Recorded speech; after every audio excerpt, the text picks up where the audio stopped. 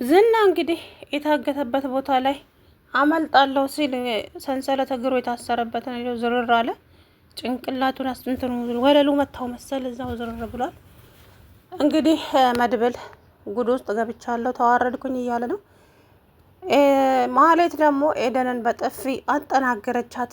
አይ ማህሌት ከዚህ በኋላ ምንም ስህተት አልሰራም፣ ተንኮል የሚባል ነገር አልሰላም። ካሁን በኋላ ወደ ራሴ ተመልሻለሁ፣ አንድ ጊዜ ብቻ ከዚህ ውስጥ አውጡኝ እንጂ እያለች እንዳላለች አሁን ደግሞ ተንኮሏ እንግዲህ እንደቀጠለ ነው ማለት ነው። ኤደንን ከኔ የምታመልጪ መስሎች ነበር እንዴ? ከኔ መቼም ማምለጥ አትችይም ወይዘሮ ሄደን።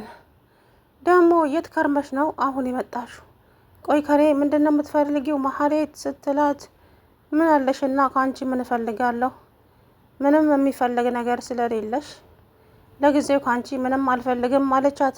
ከዛ በኋላ እሷም ደግሞ እንግዲህ እስቲ ስለ ራስሽ ንገሪኝ፣ እንዴት ነበር፣ የት ነበር የኖርሽው እያለ እንግዲህ ማን ነው እየጠየቃት ነበረ ማለት ነው። መድብል ከኤደን ጋር እንግዲህ ካፌ ውስጥ ቁጭ ብለው እያወሩ እያለ ነው ሰው የደወለለት ለዝና። ዝና ራሱን ይዞ ጥሎ ወድቋል፣ ራሱን ስቶ ወደቀ ዝና ምናምን ብለው ለመድብል ደወሉለት። ከዛም መድብል እንግዲህ ሲሮጥ ሲሄድ ዝና ዝርር ብሏል። እዛም እንግዲህ ወይኔ ጉዴ ወይኔ ጉዴ እያለ እንግዲህ ግራ ተጋባ። በገዛ እጄ ችግር ውስጥ ገባውኝ አይደለ? እንደው ምን ይሻለኛል? ወስጄ ለፖሊስ እንዳላስረክበው ፖሊሶቹ በሙሉ የነሱ ሰው ናቸው።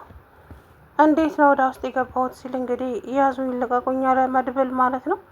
በስተመጨረሻም እንግዲህ ዝና አውቆ ግን ፌክ እየሰራቸው ነው። ምክንያቱም ዝና መቼም አይታመንም። እኔ አበበ ደንበሳ ልጅ እንደዚሁ በቀላሉ እጅ የምሰጥ ሰው አይደለሁም፣ አቶ መድብል እሰራልሃለሁ እያለ ይዘተ ነበር ሰሞኑን ማለት ነው። አይታችሁ ከሆነ እንግዲህ ከባድ ችግር ነው ማለት ነው። መሀሌትም ደግሞ እንዴት አንድ ቂጡን ከጣለ ዱርዬ ልጅ ታረግዣለሽ? አሞሻል እንዴ አንቺ ያምሻል እንዴ እያለች እንግዲህ ኤፍራታ ላይ ጮኸችባት። ምን ይመለከትሻል አንቺ ስለኔ ህይወት፣ አንቺ ስለ ራስሽ ህይወት ብቻ አስቢ ወይዘሮ መሀሌት፣ ስለ እኔ ምንም አይመለከትሽም ስትላት፣ እንዴት ከደህና ሰው እንኳን እኮ ብታረግዢ ይሁን አይመለከትሽም አልኩሽ እኮ፣ ስለ ራስሽ ብቻ አስቢ፣ ስለ እኔ ምንም የሚመለከትሽ ጉዳይ የለም። እንዴት ነው የሚያደርግሽ? አንቺ ለትንሽ ጊዜ ብጠፋ አነጋገርሽ ሁሉ ተቀይሮ ጠብቀኝ አይደል እንዴ? ቆይ ምን አድርጎ ነው? ምንሽን የቀየረሽ ልጁ አለቻት። ምንም አልቀየረኝም፣ እኔ ግን በደስታ ከሱ ጋራ እየኖርኩ ነው። ከቻልሽ በህይወታችን እንዳትገቢ መሀሌት አለቻት። እኮ አንድ ቂጡ ለጣለ ዱርዬ ብለሽ እኔ እህትሽን፣ እኔና አንቺ እኮ ከተራራቅን በጣም ቆይተናል መሀሌት። በዚሁ ምክንያት መስሎኝ የተለያየ ነው፣ ምክንያቱም በማያገባሽ ነገር እየገባሽ። ከዛ በኋላ እንግዲህ እኔን ነው እንደዚህ የተናገርሽኝ ስትላት፣ አዎ አንቺን ነው እንደዚህ የተናገርኩትኝ፣ ስታከብሪ አከብርሻለሁ፣ ሳታከብሪም ደግሞ እንደዚሁ ነው አለቻት። ከዛ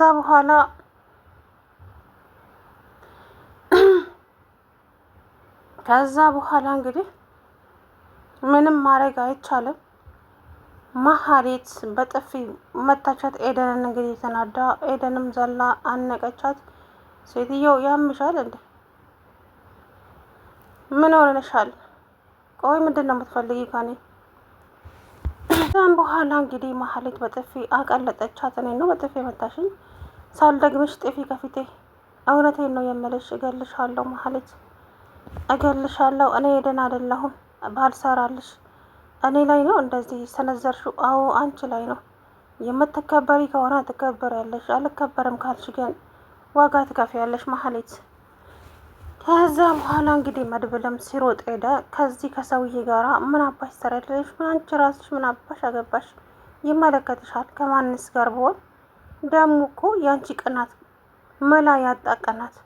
ምን የሚመለከትሽ ነገር አለ? ከማንም ጋር ብሆንስ? አይመለከትሽም። ስለ ራስሽ ህይወት ብቻ አስቢ ወይዘሮ መሀሌት። ከዛ በኋላ እንግዲህ እንዴት ነው በእናትሽ?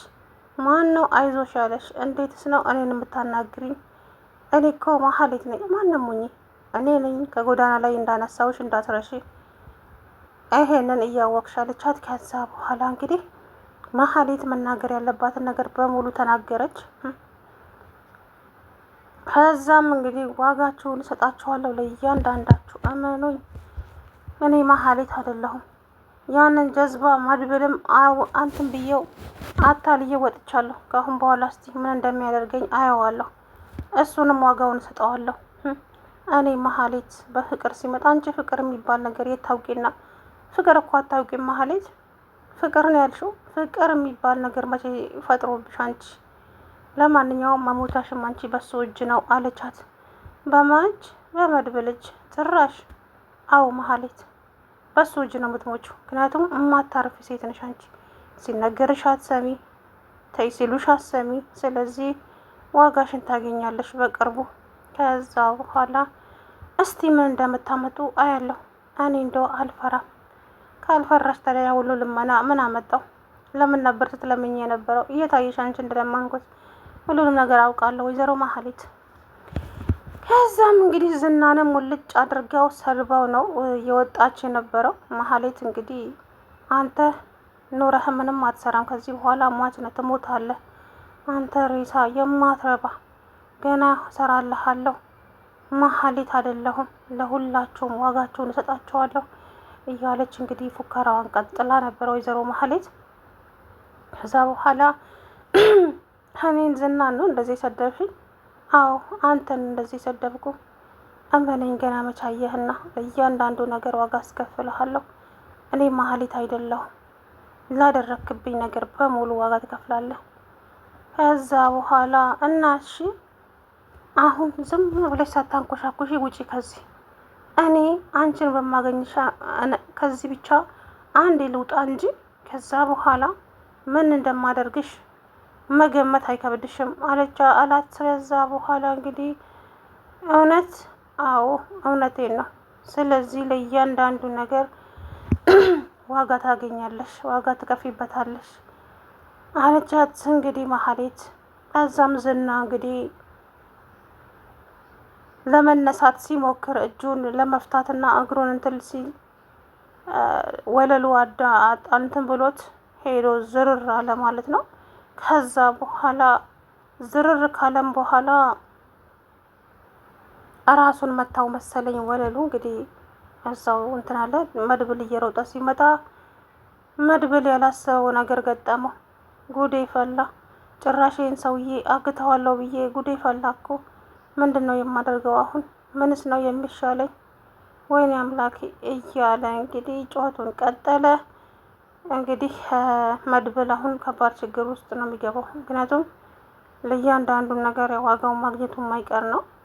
ሰውን አግቶ ይሄን ያክል ማሰቃየትም ከባድ ነው። ለማንኛውም እንግዲህ መድብል ማነው ዝና ራሱን ስቶ ወድቋል ማለት ነው። መድብልም በጣም ደንግጧል። አምላኬ ምን ነው ቢቀርብኝ ኖሮ ይሄ ነገር በቀረብኝ ይሻለኝ ነበረ፣ ከሁሉም ነገር እንትን ባልኩኝ ነበረ እያለ ከዛም መድብል እንግዲህ አሁን እሺ ምንድን ነው የማደርገው ጌታዬ? ምንስ ነው የምሆነው? ኧረ አምላኬ ትዕግስቱን ስጠኝ እያለ ብሩክ ጋር ደወለ። ከዛም ብሩኬ ምንድን ነው መድብል? ኧረ ዝና ወድቋል፣ እናም ጭንቅላቱን መሬቱ መቶታል። ምን እንደማደርግ ራሱ ግራ ገብቶኛል። ምን? አዎ። ከዛም ሞገስ ጋም ተደወለ። ሞገስ እሰይ ይሙት። ምን ሆነሃል ሞገስ? ይሙት ትላለህ እንዴ? በዚህ ሰዓት አትቀልድ በእናት። ይሄ ሰውዬ ከሞተ እኮ እኔም እስር ቤት ገቢ ነኝ። ምክንያቱም ሰውዬውን አስረህ ስታሰቃይ ነበርከው አንተ ነህ ብለው ያስሩኛል። ስለዚህ እባክህ የሆነ ነገር እናድርግና እናድነው። አቤት አባቱ በሞተ ቢሞት ራሱ ደስ ይለኛል አለ ሞገስ። ከዛ ሞገስ አይ እንደዛ እንኳ አይሆንም፣ ስለዚህ አንተ እንደምታስበው አይደለም ነገሮቹ እባክህን። ከዛ በኋላ እንግዲህ አቶ መድብል አይንቀሳቀስ ነው ዝና አይንቀሳቀስ ወደዚህ ወደዛ አይል። ከባድ ችግር ነው የተፈጠረው ማለት ነው። እውነት ለመናገር እንግዲህ በስተመጨረሻም እንትን አለ ማለት ነው። ዝና እዛው ጋር ወደቀ። ነገር ግን መድብል አሁን ምንድን ነው የማደርገው? እንግዲህ እየረግራ ተጋብቷል ማለት ነው።